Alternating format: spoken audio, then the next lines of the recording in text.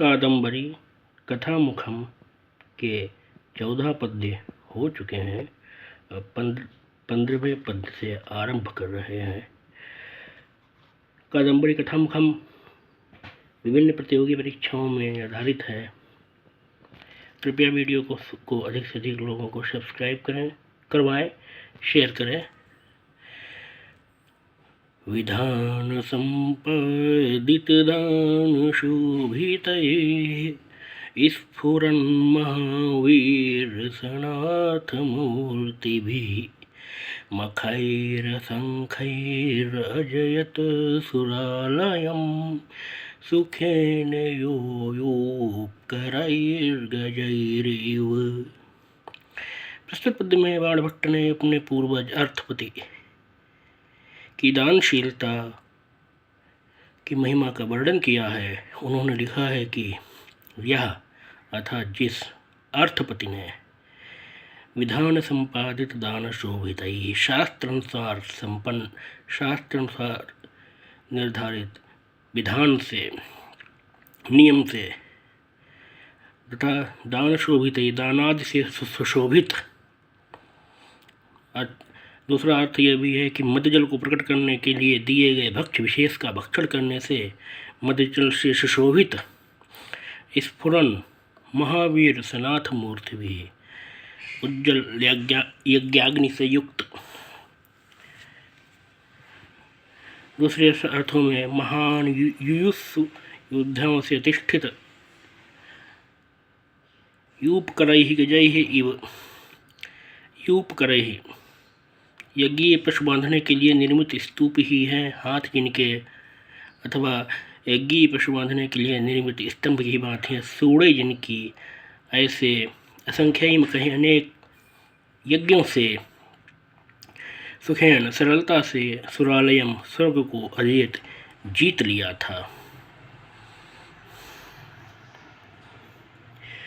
सचित्रभानुं तनयं महात्मनां सुतोत्तमानां श्रुतिशास्त्रशालिनाम् अवापमध्ये स्फटिक उपअमलं क्रमेण कैलासमिव क्षमाभृताम्।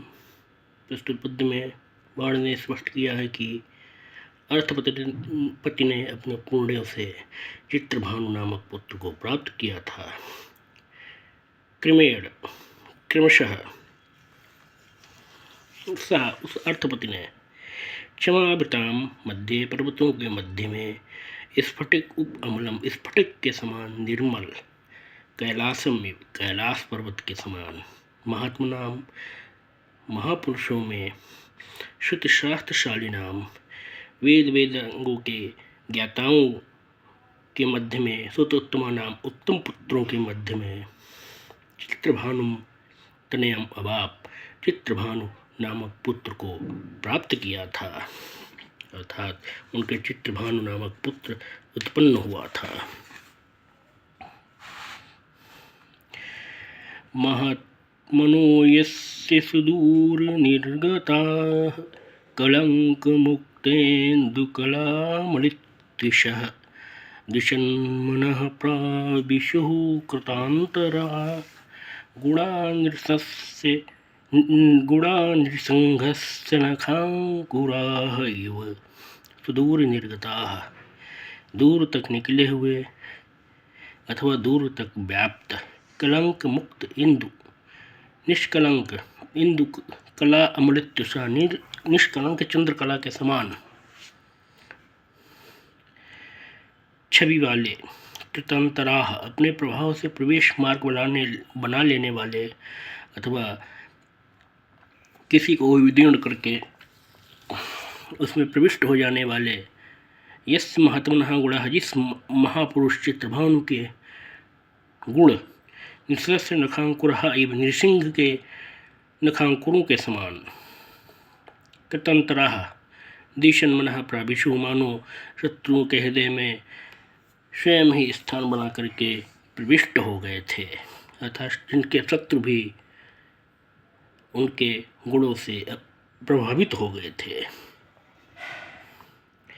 दिशाम् अलीकालकभङ्गतां गतस्त्रीवधूकर्दतमालपल्लवः चकार यस्य अद्धुरधूमसञ्चयो मलिं सह शुक्लतरं निजं यशः। दिशाम् अलीकालकभङ्गताम्।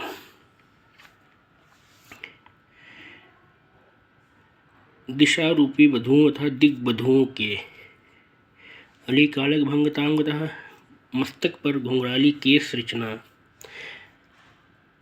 के समान यह रूपी त्रयी वधु कर्दतमाल पल्लव वेद त्रयी रूपी वधु के कानों में लगी हुई कर्दतमाल पल्लव तमाल वृक्ष के किशलयों की रेखा मणिमसः सांवली होने पर भी जैसे उसके सौंदर्य की वृद्धि कर देती है, वैसे ही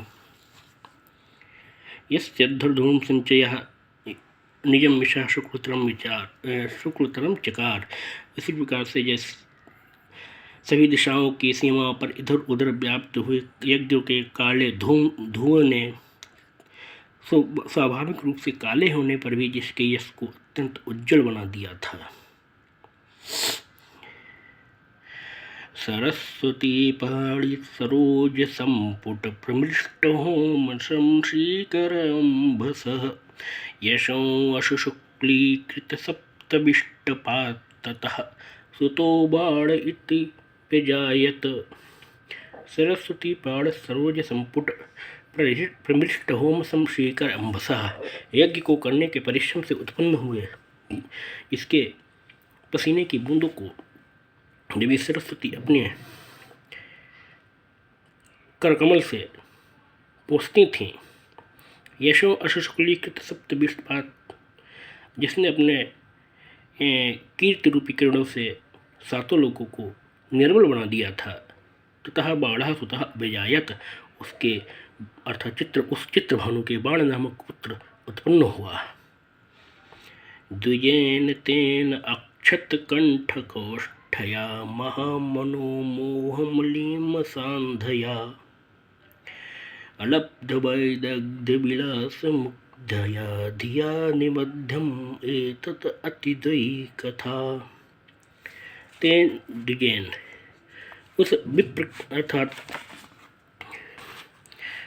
तेन द्विजेन अक्षत कंठ कोष्ठया उस विप्रबाण भट्ट के द्वारा अक्षत कंठ कोष्ठया बच गले की तुतलाहट के कारण से मनोमोहम लीन सांध्या बाल स्वभाव के कारण से घोर अज्ञान से आच्छन्न युक्त अलब्ध वैदग्ध विलास मुग्धया पांडित्य पूर्ण चातुर्य नहीं होने के कारण से अत्यंत सरल धिया बुद्धि से अतिद्वयी एतत् कथा निबद्धा यह अतिद्वयी अद्वितीय कथा रची गई है।